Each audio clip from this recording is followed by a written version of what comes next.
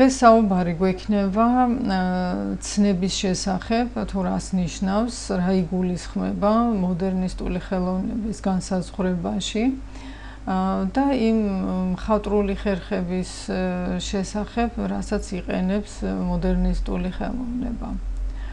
უშუალოდ ცნებაში მოდერნისტული ხელოვნება ჩვეულებისამებრ იგულისხმება ისეთი შემოქმედებითი მოღვაწეობა, რომელშიც მთლიანად გაწყვეტილია კავშირი ტრადიციასთან და იქნება რაღაც სრულიად ახალი.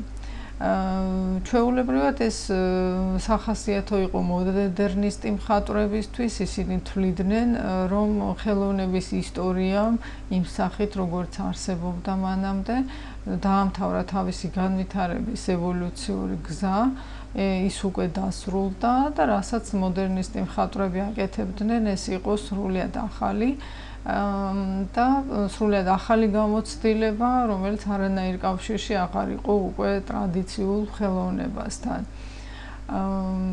შესაბამისად, ამგვარმა მიდგომამ წარმოშვა აუცილებლობა კონცეფციათა სიმრავლესა და მოდერნისტული პერიოდის ხელოვნებას, რა თქმა უნდა, ახასიათებს უამრავი სხვადასხვა კონცეფცია და სხვადასხვა მიმდინარეობები, რომელნიც შეიძლება ერთმანეთისაგან სრულიად განსხვავდებოდეს თავისი ხედვით, გამოსახვის ხერხებით, მაგრამ მათ აერთიანებს ზუსტად მთავარი მოდერნისტული მიდგომა, ის რომ ისინი იწყებენ რაღაცა სრულიად ახალს და არანაირად აღარ არიან დაკავშირებული ტრადიციასთან. საერთოდ პროგრესის მომხრეები თვლიდნენ, რომ ხელოვნება და დღესაც თვლიან, რომ ხელოვნება უნდა იყოს შესაბამისი თავისი ეპოქისა.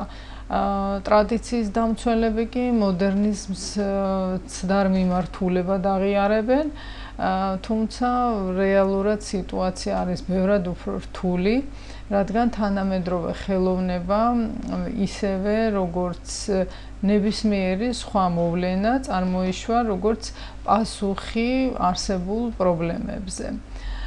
მხატვრებმა გაიაზრეს სტილის ცნების მნიშვნელობა, გადავიდნენ ექსპერიმენტებზე და ყოველი ახალი მიმართულება ჩნდებოდა როგორც ახალი იზმი, დაფუძნებული თავის ან მანიფესტზე, ან რაღაც განსაზღვრულ გარკვეულ კონცეფციაზე. ერთ-ერთი ასეთი მიმართულება სწორედ იყო კუბიზმი, რომელიც წარმოიშვა პარიზში და სადაც ტრადიციასთან დაშორება განსაკუთრებით გამოკვეთილი იყო.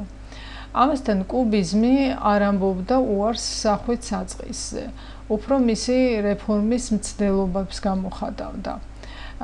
ამ ექსპერიმენტის სათავე იმ პრობლემებთან მიდიოდა, რომლებსაც იმპრესიონისტი მხატვრები შეხვდნენ, როცა ამათ აღარ აკმაყოფილებდათ ფერადოვანი მასები იმპრესიონისტულ კადრებში. და მათ გაუჩნდათ მოთხოვნილება უფრო კონსტრუქციული, მოწესრიგებული და ფორმის მქონე ხელოვნება შეექმნათ. რისკენაც ისწრაფოდნენ ისეთი მხატვრები, როგორებიც იყვნენ ჟორჟ სიორა, პოლ სეზანი. ამ ძიებებში მხატვრები შეეჯახნენ წინააღმდეგობებს, როდესაც მოცულობებს გამოხატავდნენ ხოლმე სიბრტყეზე. და მანამდე ტრადიციულად მოცულობის გადმოცემა მხოლოდ შუქჩრდილის ტრადიციებით შეიძლებოდა, სადაც განათების წყაროს მიმართულებაზე იყო დამოკიდებული თუ როგორ გადანაწილდებოდა ამ ფორმაზე შუქჩრდილი.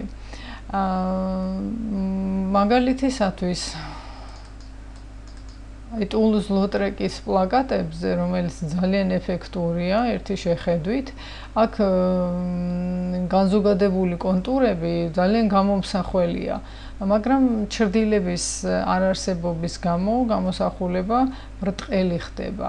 მართალია რომ ამგვარად კომპოზიციური მასები უფრო მკაფიოდ გამოიხატებოდა, მაგრამ მხატვრები უფრო შორდებოდნენ მთავარ პრობლემას, რომელიც დააყენა თავის დროზე რენესანსმა.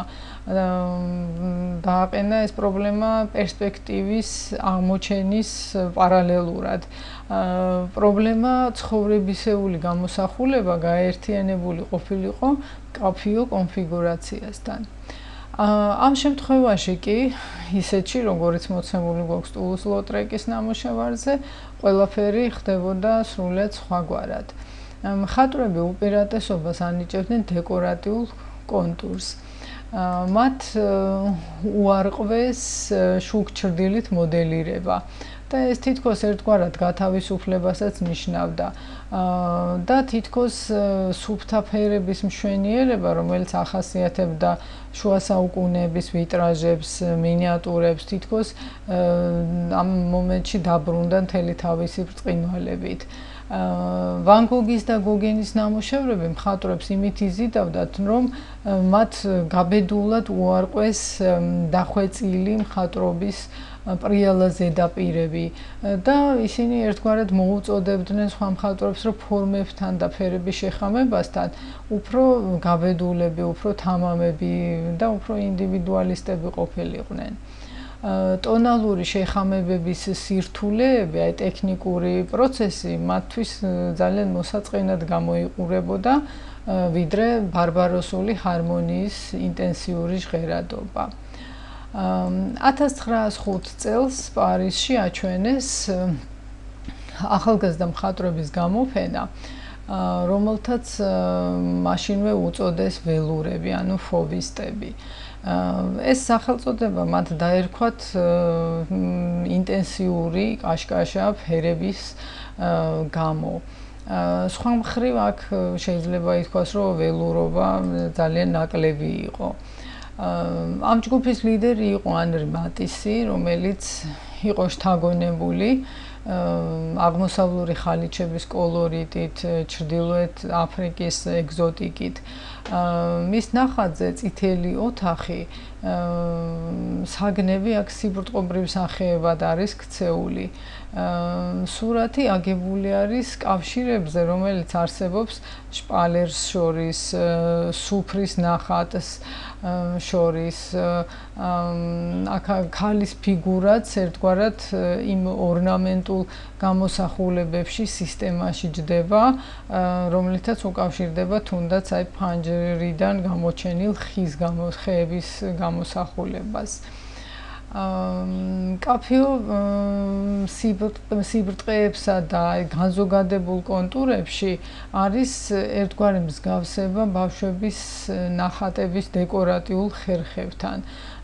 მაგრამ მატის ასევე ახასიათებდა დახვეწილი არტისტიზმი და თვითონ ცნობიერად უშუალოდ ძალიან აფასებდა თვითონ აი თვისებას ამ მხარეს თავისი შემოქმედებისა. და ეს ამაში მართლაც იყო მისი მთავარი ძალა. თუმცა დახვეწილი სტილიზაციები არ იყო საკმარისი პრობლემის გადასაჭრელად. გამოსავალი გამოჩნდა სრულიად სხვა მხრიდან, როდესაც მხატვრებმა დაიწყეს სეზანის გამოცდილების გაზიარება. 1906 წელს სეზანის გარდაცვალების წელს მოეწყო პარიზში მისი დიდი რეტროსპექტივა, ძალიან ბევრი ნამუშევარი გამოიფინა მისი და ეს მართლაც აღმოჩენად იქცა ბევრი ახალგაზრდა მხატვრისათვის.